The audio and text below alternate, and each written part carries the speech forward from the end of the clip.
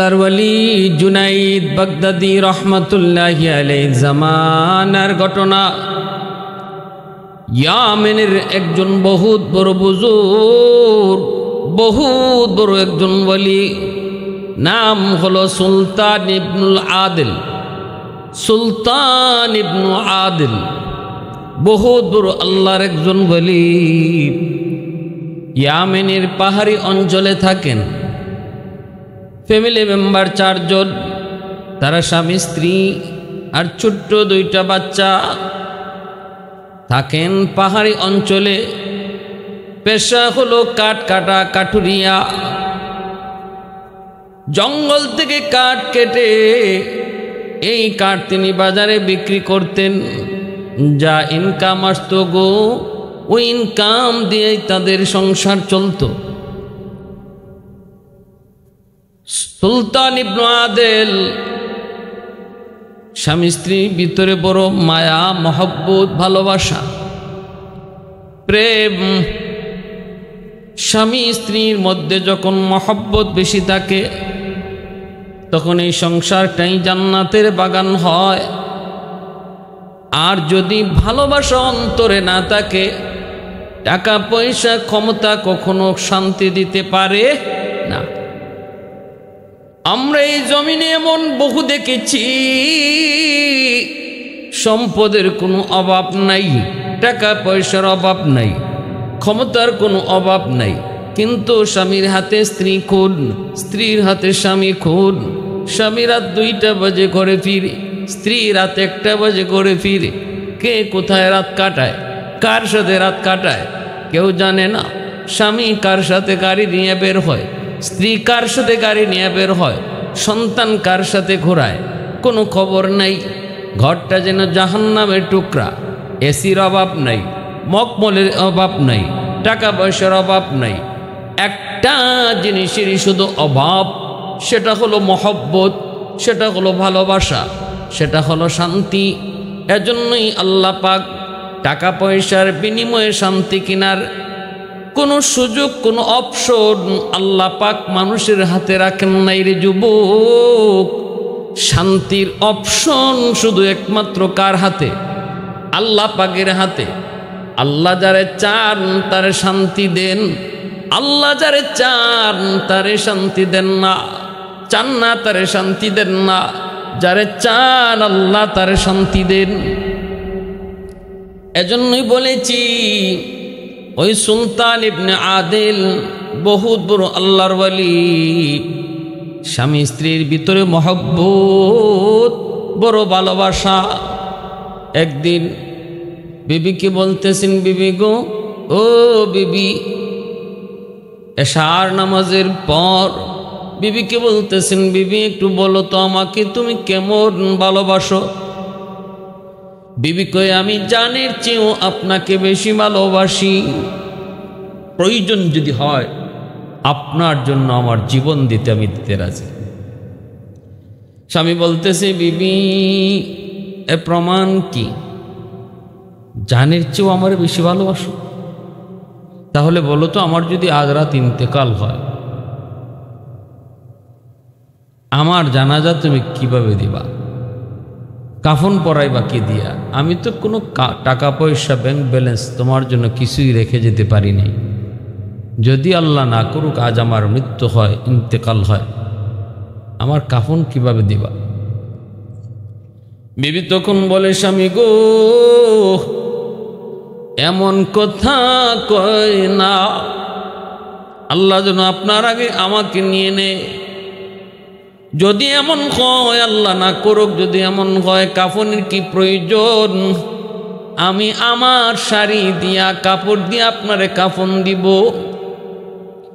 আমার কাপড়টাই হবে আপনার কাফনের কাপড়, বাজারের কাপড়ের প্রয়োজন নাই। এই কথা বলতেই স্বামী কই, বিবি গো, বুঝেছি আমার প্রতি তোমার মহব্বত, তোমার ভালোবাসা অধিক, বুঝ হয়ে গেছে আমার। কিন্তু শোনো গো বিবি, তোমার কাপড়ের প্রয়োজন নাই। আমার যদি মরণ হয়, আমার জুব্বা দিয়েই তুমি কাফন পরায় দিও। জুব্বাটা উপরে নিয়া মাথার দিকে তুমি জুব্বাটার উপর দিয়ে বাঁধিয়ে দিও। পায়ের দিকটা যদিও খোলা থাকে, এই খোলা জায়গাটা গাছের কাপ লতা পাতা দিয়ে ডেকে দিও। প্রয়োজন নাই, অন্য কোনো কাপড়ের প্রয়োজন নাই, আমার জুব্বাটাই হয়ে যাবে কাফন। পায়ের দিকটা যদি কভার না দে, গাছের লতা পাতা লতা পাতা আর দিয়েই তুমি আমার পায়ের নিচটা কভার দিও। ভাইরা বন্ধুরা, যুবক এই কথাটা তিনি বললেন। বলার পর আল্লাহর কি হুকুম, আল্লাহর কি মর্জি, এই রাত্রি ওনার ইন্তেকাল হয়ে গেল। কারণ মরণ কার কখন কোন হালতে কোন অবস্থায় হবে কেউ জানে। আল্লাহ পাক রব্বুল আলামিন কার মরণ কোথায় লিখে রেখেছেন, সেটা কি ঘরে নাকি ঘরের বাহিরে, বিবি বাচ্চার কাছে নাকি গাড়িতে, যৌবনে না বৃদ্ধ বয়সে না বাল্যকালে, কেউ জানে না মরণ কার কখন কোন হালতে আসে। তবে আল্লাহওয়ালারা ওরা অনেকটাই টের পেয়ে যান, অনেকটাই বুঝে ফেলেন যে তাদের মৃত্যুর কাল, মৃত্যুর সময় ঘনিয়ে এসেছে। আমার উস্তাদ মালিবাগ মাদ্রাসায় যখন পড়ালেখা করি, দারুল হাদিস বুখারী জিলদে সানি যার কাছে পড়ছি, আমাদের শাইখে সানি আল্লাহর বলি এশার নামাজ পড়ে আমাদেরকে বুখারী পড়াইছেন। বুখারী শরীফ এশার নামাজ পড়ে পড়াইছেন। ওই রাত্রে ইনি যে রুমে থাকতেন, ওনার যে খাস খাদেম ছিল আমার বন্ধু, তারে বলতেছেন, বাবা আজকে তুমি আমার দরজা জানালাটা লাগাইও না, আমিও লাগাবো না, আমি আজ সারা রাত কোরআন তেলাওয়াত করব, আর আমার দরজাটা খোলা রাখো, মাঝে মাঝে এসে তুমি দেখে যাইও। আমার মন বলতেছে আজ রাত মেহমান আসবে। সুবহানাল্লাহ, আমার মন বলে আজ রাত হয়তো মেহমান আসবে। এই রাতটাই ছিল হুজুরের জীবনের শেষ রাত। আমরা দেখেছি, আমার বন্ধু আমাকে বলছে যে দোস্ত, হুজুর তো এই ধরনের কথা বলছেন। আমরা রাত 1টা বাজে গেছি হুজুরের রুমে, যে এদিকে কোরআন তেলাওয়াত করতেছেন। রাত 2টা বাজে গেছি তেলাওয়াত করেন, 3টা বাজে গেছি যে দেখি কোরআন তেলাওয়াত করা অবস্থায় হুজুরের মাথাটা কোরআন শরীফের সাথে ঠেক দেওয়া, অর্থাৎ নাই দুনিয়াতে, কোরআন তেলাওয়াত করা অবস্থায় ইন্তেকাল করছে। আমার ভাইরা বন্ধুরা, যুবক এজন্য বলতেছি, কার মরণ কখন কোন হালতে কেউ জানে না। কারো মরণ গান শোনা অবস্থায়, গান গাওয়া অবস্থায়, কারো মরণ হারাম কাজে লিপ্ত থাকা অবস্থায়। আল্লাহর নবী বলেন, যদি কেউ হারাম কাজে মত্ত থাকা অবস্থায় কারো মরণ হয়, তাহলে তার মরণ হবে বেঈমানি মরণ। লা ইয়াজনি জানি হিনা ইয়াজনি ওয়া হুয়া মুমিন ওয়া লা ইয়াসরিকু সারিকু হিনা ইয়াসরিকু ওয়া হুয়া মুমিন। নবীজি বলেন, জিনাকুর যখন জিনা করে তখন ঈমান সাথে থাকে না। ঠিক এমনি ভাবে যদি কোনো চোর চুরি করে, চুরি করা অবস্থায় তার ঈমান সাথে থাকে না। ডাকাত যখন ডাকাতি করে তখন তার সাথে ঈমান থাকে না। ওই অবস্থায় যদি তার মরণ হয়, তাহলে বেঈমান হয়ে মরল, ঈমান সাথে যাবার কোনো সুযোগ পাইল না। আর আল্লাহর ওলিরা ওরা বুঝতে পারতেন, টের পাইতেন তাদের মরণটা কোন হালতে কত সুন্দর হয়। দেখেন, কোরআন তেলাওয়াত করা অবস্থায় মরণ। এজন্য আল্লাহর ওলিরা টের পায় যান। ওই দিকে দেখা যায় সুলতান ইবনে আদিল, সে তার বিবিকে বলতেছে, বিবি গো, আজ রাত হয়তো আমার জীবনের শেষ রাত। যদি আমার মরণ হয়, তোমার কাপড় দিও, আমাকে জানাজা দেওয়া লাগবে না, কাফন পরানো লাগবে না, আমার জুব্বা দিয়ে কাফন দিবা। পায়ের দিকটা খোলা থাকলে সেই জায়গাটা তুমি লতা পাতা দিয়া কভার দিয়ে দিও। যেমন কথা তেমন কাজ। কিন্তু বিবি বলতেছিল, স্বামী গো, এই রাতে যদি তোমার মরণ হয়, তাহলে বুঝলাম আমি কাফন পরাইব এইভাবে। কিন্তু জানাজা দিব কে? জানাজা কাফন পরাইব কেমনে? জানাজা দিব কে? কিভাবে কি হবে? আমি তো কিছুই জানি না, কিছুই বুঝি না। জঙ্গলের ভিতরে একজন মানুষ মরণ হবে, আর জানাজা কেমনে হবে? তখনই স্বামী বলতেছি, বিবি গো, আমার মরণের পর তুমি আমার সন্তানকে তুমি এলাকায় পাঠাইবা, ইমাম সাহেবের কাছে পাঠাইবা। ইমাম সাহেব আসলে পরে রাতের অন্ধকারেই আমাকে দাফন দিয়ে দিবা। বিবি বলতেছে, যদি অন্ধকারে ইমাম সাহেব না আসেন, গ্রাম থেকে যদি এই পাহাড়ি অঞ্চলে কেউ না আসে রাতের অন্ধকারে জানাজা পড়ার জন্য, তাহলে কি করব? এবার সুলতান ইবনে আদিল বলতেছে, বিবি গো, যদি এমন হয় তাহলে কাউকে দরকার নাই, তুমি আমার দুটা নাবালিক সন্তানকে নিয়ে পাহাড়ের উপরে উঠবা। ওইটা তাদের কাঁধে হাত দিয়ে তুমি একটা এলান করবা, ইয়া রব্বি কাদ মাতা সুলতান ইবনে আদিল। এইভাবে তুমি এলান দিবা, আল্লাহ, তোমার গোলাম সুলতান ইবনে আদিল ইন্তেকাল করেছে। এতটুকু বলতে পারবানি? কয় এতটুকু বলতে পারবো। কয় বাকিটা আমার আল্লাহর উপরে সবর্ত করবা, আর এতটুকু বলবা, মালিক, তোমার গোলামের জীবনের কোনো 2 রাকাত নামাজ যদি তোমার কাছে পছন্দনীয় হয় গো, এর উসিলায় তুমি তার মৃত্যুর পরবর্তী কাজ সমাধা করো কুদরতিভাবে। বিবির কাছে এই কথাগুলি বইলা সুলতান ইবনে আদিল ওই রাত্রে ইন্তেকাল করেন। ইয়ামেনের বহুত বড় বুজুর্গ, তৎকালীন সময়ে বাগদাদের বহুত বড় বুজুর্গ বাগদাদি, আল্লাহর বহুত বড় একজন বুজুর্গ জুনাইদ বাগদাদি, তিনি বাগদাদে আছেন। এইদিকে ওনার ইন্তেকাল হয়ে গেল ইয়ামেনের এক জঙ্গলে, ইয়ামেনের এক পাহাড়ি অঞ্চলে। কিন্তু ইমাম সাহেবকে খবর দেওয়ার জন্য বাচ্চারে পাঠাইছেন।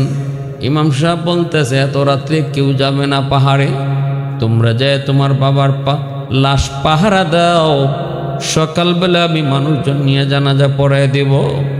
বাচ্চাগুলি কান্দে আর কয়, মা গো, কেউ আসে নাই। সাথে সাথে মায় কয়, বাবা কান্দিস না, তোর আব্বা বিকল্প একটা পথ বলে গেছে।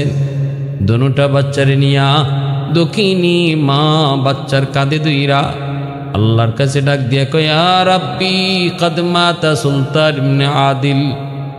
সুলতান ইবনে আদিল কয় যখন আল্লাহর কাছে ডাক দিয়া কয়, মালিক, আমার স্বামী তোমার গোলাম জীবনে যদি 2 রাকাত কোনোদিন তোমাকে খুশি করার জন্য নামাজ পড়ে থাকে, ওই নামাজের উসিলায় তুমি তার জীবনের মৃত্যুর পরবর্তী কাজটা তুমি সমাধা করো।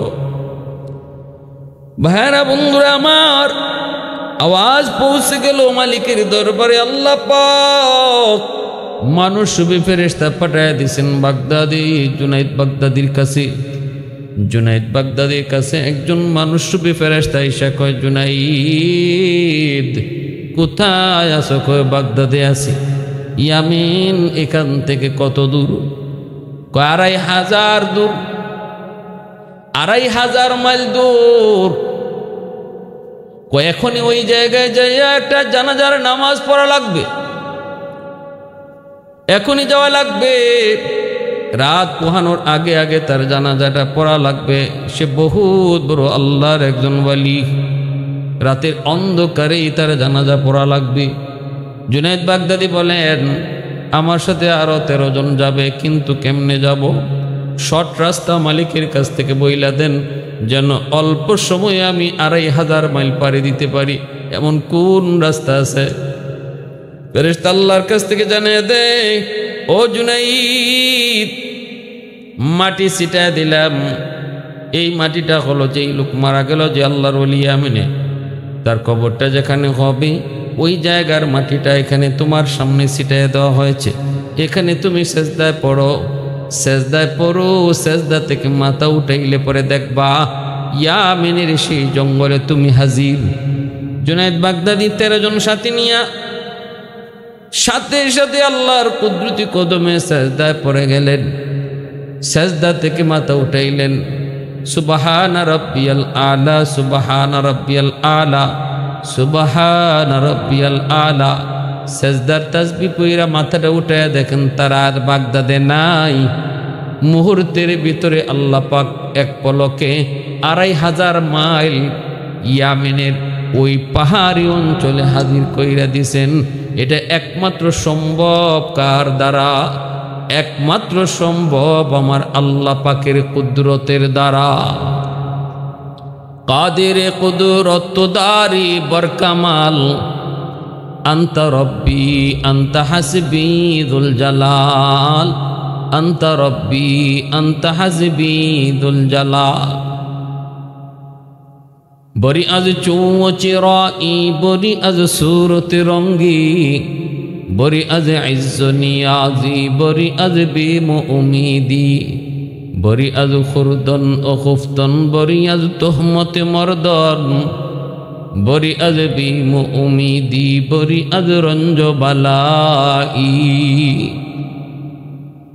আহাদুন আহাদুন সামাদুন লাইসা কামিসলি সামাদুন লাইসা কাফাদলিক, লিমানিল মুলকু তুগু ই তু সাজাওয়ার খুদাই, তু খুদা ওয়ান্দে ইয়ামিনি, তু খুদা ওয়ান্দে ইয়াসারি, তু খুদা ওয়ান্দে জামিনি, তু খুদা ওয়ান্দে সামাই। জুনায়েদ বাগদাদি দেখতেছেন একটা লাশ, একটা মহিলা 2টা বাচ্চা নিয়ে অসহায়ের মতো লাশের পাশে বসা। মা এই লাশটা কার? আমার স্বামী, নাম হলো সুলতান ইবনে আদিল। জুনায়েদ বাগদাদির নামটা শুই নাই, তিনি বলে বুঝে গেছেন এই সে আল্লাহর ওলি। জুনায়েদ বাগদাদি কয়, মা গো টেনশন করো না, আমার আল্লাহ পাক আমাকে পাঠাইছে তোমার স্বামীর জানাজার সকল ব্যবস্থা করার জন্য। জুনায়েদ বাগদাদি বলতেছে, কাপড়ের ব্যবস্থা কেমনে করেছ? মহিলায় কয়, হুজুর আমার স্বামীর জুব্বা দিয়ে আমি কাপড়ের ব্যবস্থা করেছি। পায়ের দিকটা সম্ভব হয় নাই, কাপড় লতা পাতা দিয়ে ডাকছি। জুনায়েদ বাগদাদি কয়, না গো, এই যে নেও আমার মাথার জুব্বার কাপড় দিয়ে তার জানাজা তার কাফন পড়াও। সাথী সঙ্গী যে 13 জন আসছিল তারা কয়, হুজুর আমরাও আমাদের জুব্বাটা, আমাদের পাগড়িটা দিয়ে দিব, এই পাগড়ির কাপড় দিয়া তার কাফনের কাপড়ের ব্যবস্থা হোক। 13 জনের 13টা পাগড়ি যখন দিলেন, মাত্র 5টা লাগলো, 3টা লাগলো পুরতার, কিন্তু বাকিগুলা নিচে মাটির নিচে বিছায়া চাদর বানায় দিছেন। যেই আল্লাহর ওয়ালি মৃত্যুর আগে স্ত্রীকে বলতেছি, বিবি গো আমার কাফনের কাপড় কে দিয়া দিবা? আল্লাহ পাককে খুশি করার কারণে আর আল্লাহ তার উপর খুশি হওয়ার কারণে কাফনের কাপড় আর এখন শর্ট না, বরং উফরে পড়ছে, অতিরিক্ত হইতেছে। জানাজা পড়াইয়া দিবেন জানাজা পড়াইয়া দিবেন। জানাজায় দাঁড়াইলেন, ইমামতি করতেছেন জুনায়েদ বাগদাদি, বহুত বড় আল্লাহর ওয়ালি। ইমামতি করবেন জুনায়েদ বাগদাদি, পিছনে তার 4 সঙ্গী সাথী মুরিদান 13 জন, আর 2টা নাবালেগ বাচ্চা। ওই 2টা নাবালেগ বাচ্চা কার? সুলতান ইবনে আদিলের। জানাজা পড়াইবেন মাত্র হঠাৎ করে একজন বুজুর্গ আইসে ডাক দেয়া কইস, ও জুনাইদ, সাবধান, জানাজা পড়াও না, এখনো জানাজা হবে না। জুনায়েদ বাগদাদির হাতটা দুইরা জানাজা পড়াইতে আটকায় দিলেন, আর বলতেছেন জানাজা এখন হবে না, পরে। এই বইলা তিনি বলতেছেন, আমাকে আমার আল্লাহ পাঠাইছেন। ও জুনাইদ, ওই যে আমার হাতে একটা ব্যাগ, এই ব্যাগটা হলো, কইলা দেখো 3টা কাফনের কাপড় আছে, আল্লাহর পক্ষ থেকে কাফনের কাপড় পাঠানো হয়েছে। জুনায়েদ বাগদাদি কয়, হুজুর আমরা তো কাফনের কাপড় তারে পরাইছি। কয়, আল্লাহ তারে দিছে। সুবহানাল্লাহ। ভাইরা বন্ধুরা আমার, আল্লাহ পাক রব্বুল আলামিন কয়, ওয়া ইয়াত্তাকিল্লাহা ইয়াজআল লাহু মাখরাজা ওয়া ইয়ারযুকুহু মিন হাইসু লা ইয়াহতাসিব। আল্লাহ কয়, বান্দা তুই যখন আমার হয়ে যাবি, আমি তোর হয়ে যাব। তখন তোর জন্য সব খুলে দিব, সব আমি কইরা দিব। তোমার সব কিছুর জিম্মাদার আমি আল্লাহ নিজে হয়ে যাব। রিজিকের ব্যবস্থাও করব অজানা অচেনা জায়গা থেকে, কল্পনা হবে না। তোমার জীবনের সব কাজের দায়িত্বের জিম্মাদার আমি আল্লাহ হব। ভাইরা বন্ধুরা, এই অবস্থায় জুনায়েদ বাগদাদি তিনি ওই কাফনের কাপড়টাও বের করলেন। এরপরে ওই লোক অপরিচিত মুসাফির তিনি ডাক দিয়া বলতেছে, জুনাইদ পিছনে যাও, পিছনে যাও। এই মহান আল্লাহর ওলির জানাজা পড়ানোর জন্য আল্লাহ আমাকে আদেশ করেছে, জানাজা আমি পড়াবো, পিছনে যাও। জুনায়েদ বাগদাদি কথা বললেন না, পিছনে চলে গেলেন। কিন্তু চিনেন না, জানেন না কে সে আল্লাহর ওলি, কি তার পরিচয়, কেন কি জন্য আমাকে পড়াইতে দিল না, তারে পড়াইতে আল্লাহ কইল কে সে, কি তার পরিচয়। জুনায়েদ বাগদাদি কিছুই বলেন না। জানাজার নামাজ পড়ানো শেষ। এরপর মুসাফির ইমাম সাহেব ডাক দেখো, জুনাইদ ওই যে ব্যাগটা তুমি নিছিলা, যে ব্যাগটা কুইলা কাফনের কাপড় বের করছো, এই ব্যাগের নিচে 1200 স্বর্ণ মুদ্রা আছে।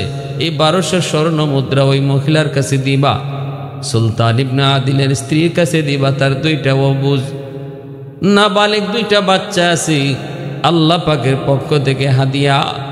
বলবা এই ব্যাগ থেকে সারা জীবন যেন টাকা নেই, হাদিয়া নেই, স্বর্ণ মুদ্রা উঠায়, হাত ঢুকাইয়া বিসমিল্লাহ বলে হাত ঢুকাইবে আর নিবে, কখনো দেখবে না কতটুকু বাকি আছে। সারা জীবন ভর এই ব্যাগে তাদের হাজত পুরা করার জন্য আল্লাহ বরকত ঢেলে দিবে। বলবা কখনো যেন কুইজা তালাশ করে না দেখে কি পরিমাণ আছে। পায়রা বন্ধুরা বইলা তিনি বলতেছে আমি চলে যাই। জুনায়েদ বাগদাদি কয় যাইবেন পরে, আগে কোন আপনি কেডা, আমারে জানাজা পড়াইতে দিলেন না, আবার নাম দইরা দইরা যে সুন্দর করে ডাকতেছেন, মনে হইতেছে আপনি আমারে বহু আগ থেকে চিনেন। কিন্তু আমি তো আপনারে চিনি না, আমি তো আপনারে জানি না, চিনি না। আপনি কে, কি পরিচয়, আপনার একটু পরিচয় দিয়ে যান। আল্লাহর ওলি কই, জুনাইদ চাপা চাপি করিস না, আমাকে চিনবি না স্যার, আমার টাইম শর্ট। জুনায়েদ বাগদাদি কয় ধরছি হাতে, ছাড়বো না, জানিনি আমি কে। বাগদাদের ঐতিহ্যবাহী, বাগদাদের সবচেয়ে বড় কুস্তিগির হলাম আমি জুনাইদ। কুস্তিতে আমাকে কেউ হারাইতে পারে নাই। একাধিক স্বর্ণ মুদ্রা মেডেল আমি পেয়েছি, অনেকগুলি পুরস্কারে আমার সুকেশ ভরপুর। শক্তি করে আমার কাছ থেকে যেতে পারবেন না। ধরছি তো ধরছি, পরিচয় দেওয়াই লাগবে। কে আপনি, একটু তাড়াতাড়ি করুন, ছাড়ব না, পরিচয় না পাইলে ছাড়ব না। জুনায়েদ বাগদাদি বাগদাদের সবচেয়ে বড় কুস্তিগির ছিলেন। একাধিক পুরস্কার তিনি পাইছেন, একাধিক পুরস্কার তিনি নিছেন।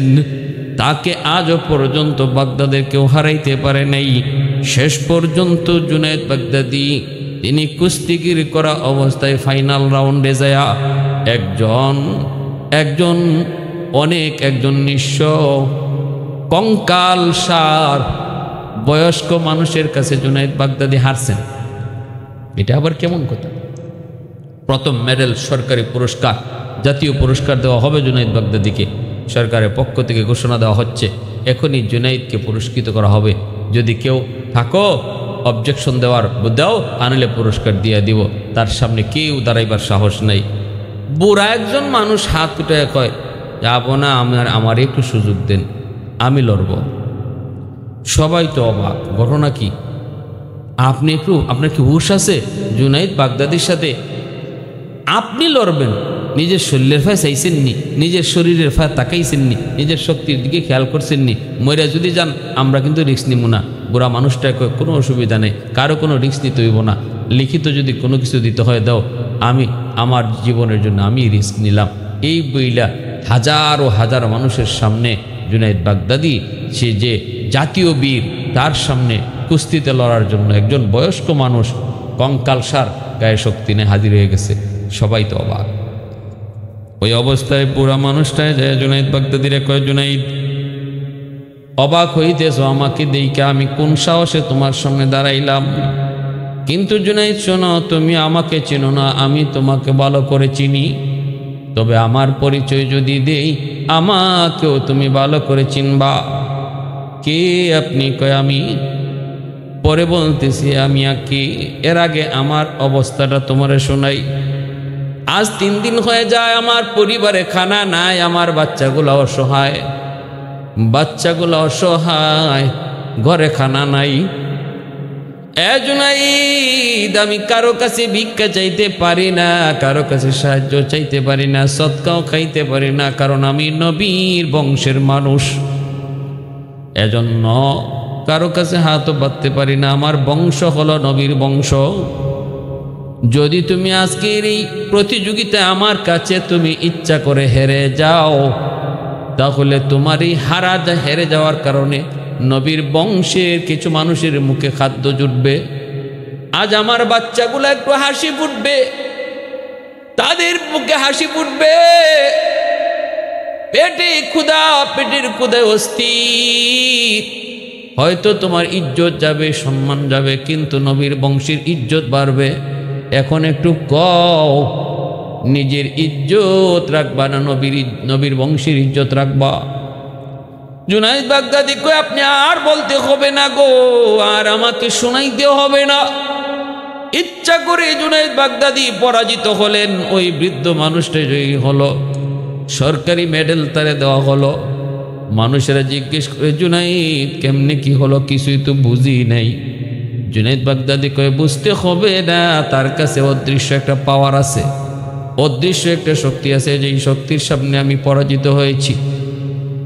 ওই রাত্রে জুনাইদ বাগদাদি তিনি স্বপ্নে দেখে আল্লাহর নবী ডাক দিয়ে কই, জুনাইদ আয় জুনাইদ আয়। জীবনভর তোর পরিচিতি ছিল বীর বাহাদুর কুস্তিগির হিসাবে।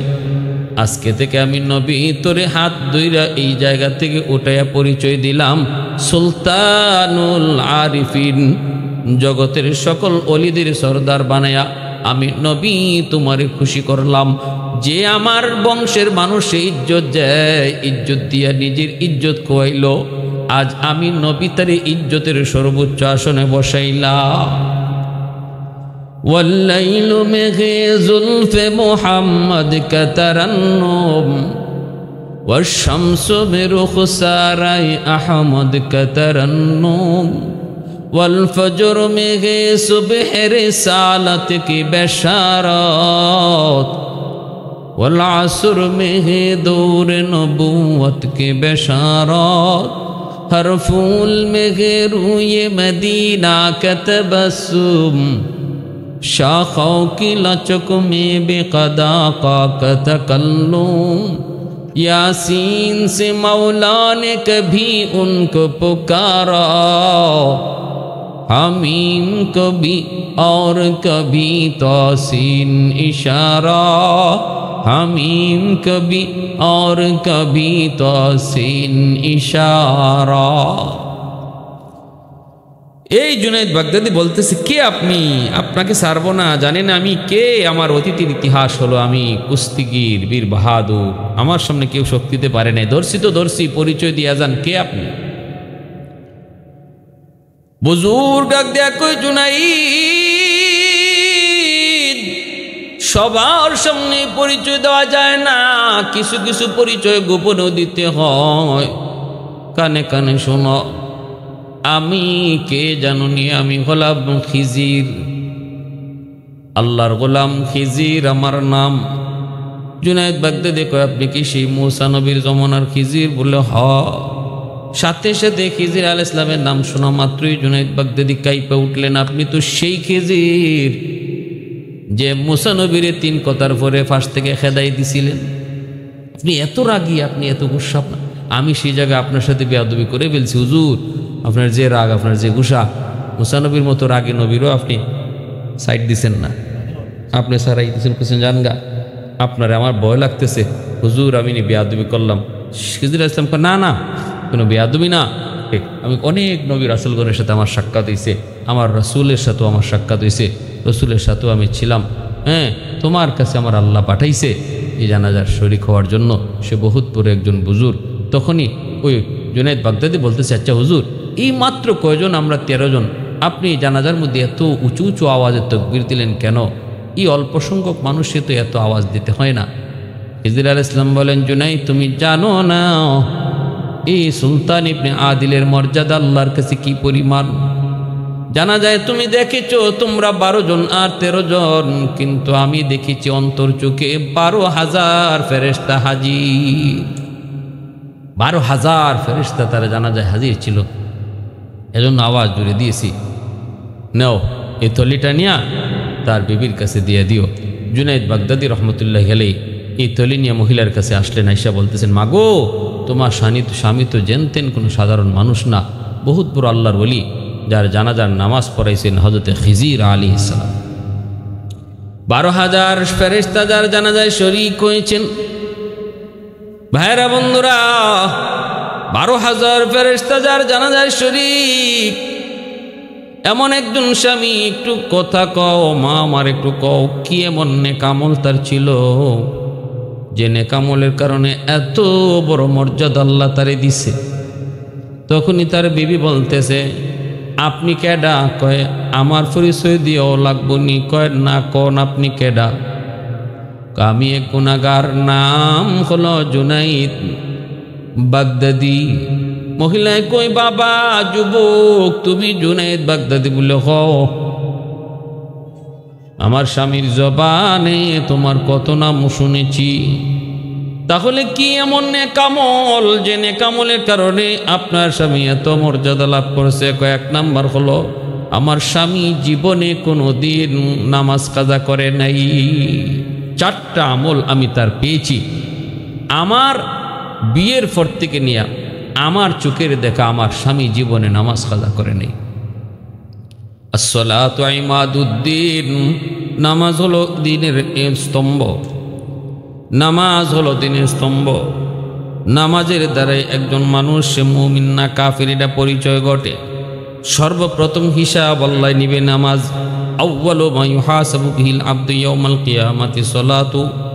আল্লাহ পাক রব্বুল আলামিন কিয়ামতের ময়দানে মানুষের প্রথম হিসাব কিতাব শুরু করবে নামাজ দিয়া।